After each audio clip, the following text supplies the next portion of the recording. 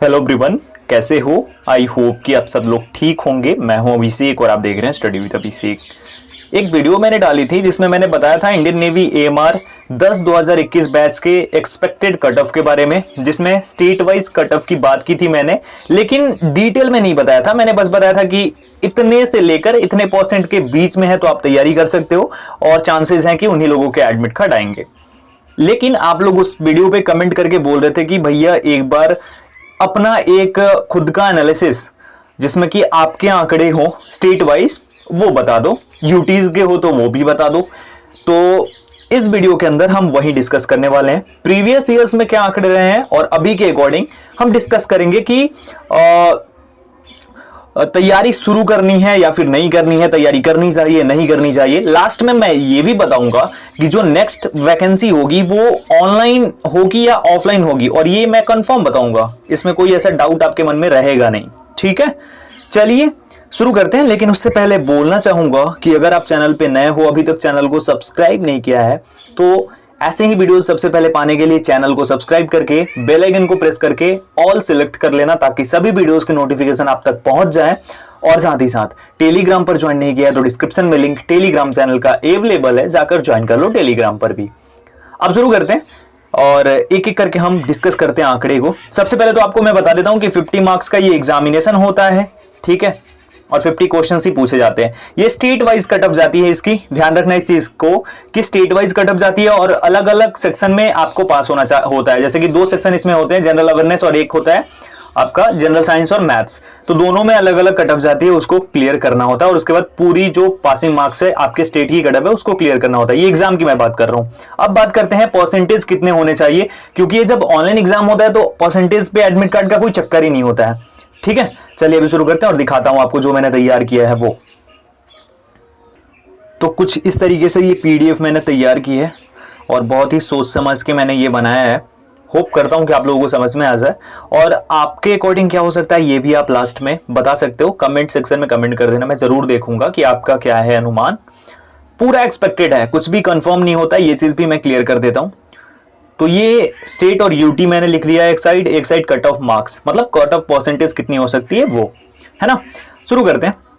सबसे पहले बात करते हैं अंडमान एंड निकोबार की। अंडमान एंड निकोबार आइलैंड, और ये एक हमारा यूटी है, यूनियन टेरिटरी बोले तो ये हमारा राज्य नहीं है, केंद्र शासित प्रदेश है। यहां की बात की जाए तो यहां पे मुझे कुछ भी अंदाजा नहीं है, मतलब कुछ भी मैं एक्सपेक्ट नहीं कर सकता, इसके लिए कुछ भी हो सकता है, मुझे ज्यादा पता ही नहीं है, नॉलेज ही नहीं है। ठीक है, तो अंडमान एंड निकोबार को मैंने वैसे ही ब्लैंक छोड़ दिया है, क्योंकि मुझे अगर पता नहीं है तो मैं कैसे आपको बता सकता हूं। आप अगर चाहो तो इसके बारे में कमेंट कर सकते हो। दूसरा है आंध्र प्रदेश। आंध्र प्रदेश की अगर बात करें, आंध्र प्रदेश की कटअफ जो है 90 to 95% के बीच में रह सकती है। जी हां, आंध्रा की कटअफ इतनी रह सकती है, ये आप लोगों को मैं बता रहा हूं, 90 to 95%। ठीक है, आंध्र प्रदेश की जो कटअफ थी वो जो अभी पिछली बार डबल एसएसआर का हुआ था उस टाइम पे 94 या 96% थी 12th लेवल पे।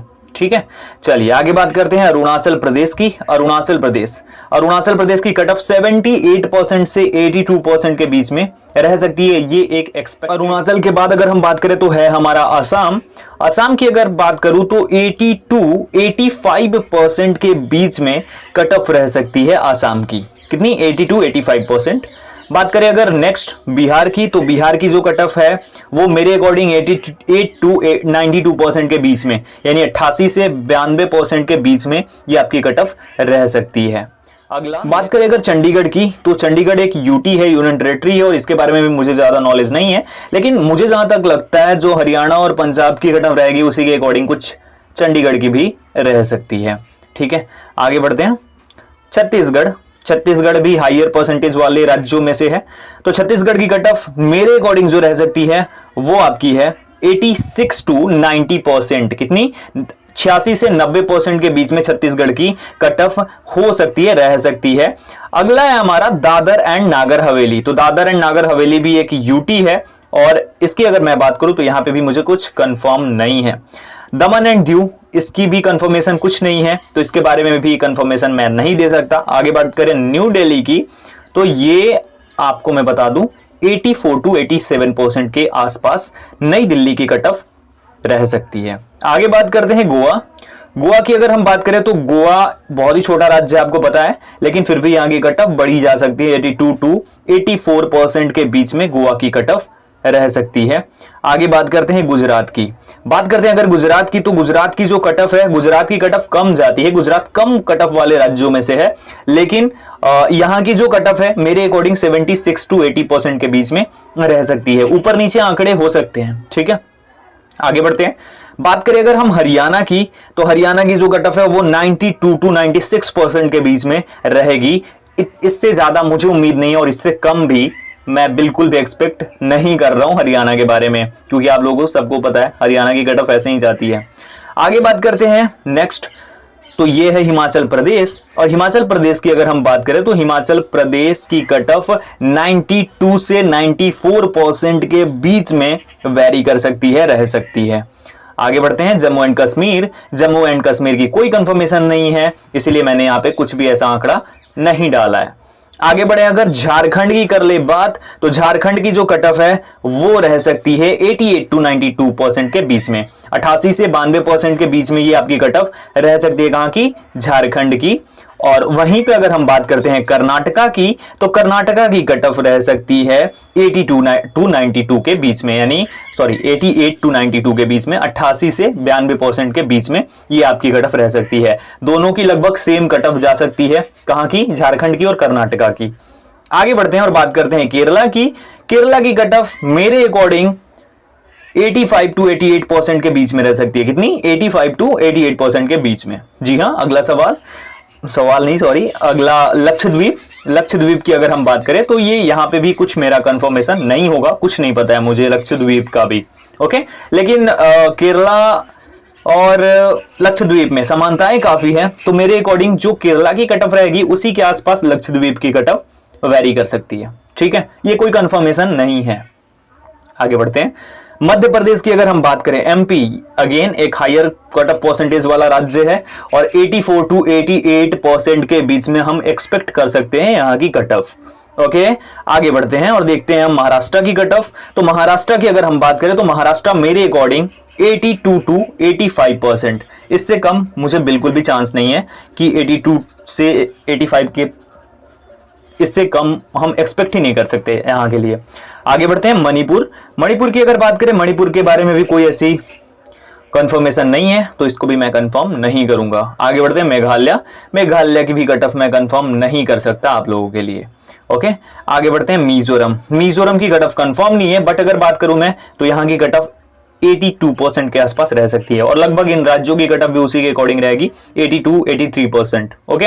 लेकिन कंफर्मेशन नहीं थी इसलिए मैंने ऐड नहीं करा। नागालैंड का भी अगेन वहीं सेम है। अब बात कर लेते हैं ओडिशा की। ओडिशा की बात करें तो 86 टू 89% के बीच में कट ऑफ रह सकती है। कितनी? 86 से 89% के बीच में अगर हैं आपके, तो आपका चांस बन सकता है। आगे बढ़ते हैं पौंडीचेरी। पौंडीचेरी की बात करें तो 85% के आसपास यहां की कट ऑफ रह सकती है। आगे बढ़ते हैं पंजाब की बात कर लेते हैं। पंजाब की 92 से 94% के बीच में कट ऑफ रह सकती है। कहां की? पंजाब की। एक बार फिर से ध्यान से देख लेना, 92 से 94% के बीच में। आगे बढ़ते हैं और बात करते हैं राजस्थान की। राजस्थान भी लगभग सेम है पंजाब की तरह ही, और यहां पे भी 92 से 94% के बीच में कट ऑफ रह सकती है, वेरी कर सकती है। सिक्किम डोंट नो क्या होगा, सिक्किम का कुछ पता नहीं है।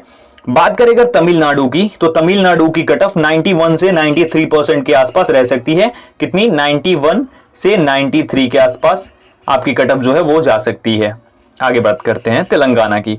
तेलंगाना की भी वो कंफर्मेशन नहीं है मेरे अकॉर्डिंग, बट यहां की कट ऑफ लगभग 92% के आसपास रहेगी। कहां की? तेलंगाना की कट ऑफ। आगे बढ़ते हैं त्रिपुरा की बात करें। त्रिपुरा की अगर हम बात करें तो त्रिपुरा की कट ऑफ 78 टू 80% के आसपास जा सकती है, इससे ज्यादा तो मुझे उम्मीद नहीं है।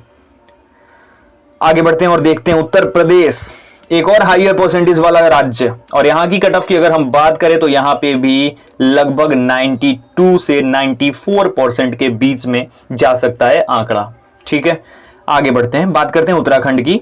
उत्तराखंड 88 टू 90%, जी हां, उत्तराखंड 88 से 90% के बीच में यहां की कट ऑफ जा सकती है।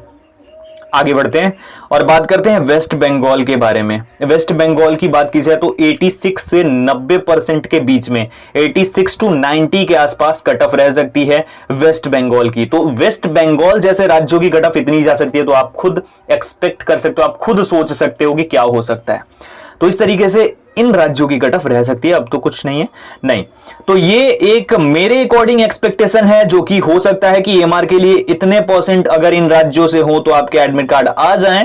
ऊपर नीचे भी परसेंटेज हो सकती है, क्योंकि मैं भगवान नहीं हूं और ना ही एडमिरल करमवीर सिंह से कोई मेरा रिलेशन है, ठीक है।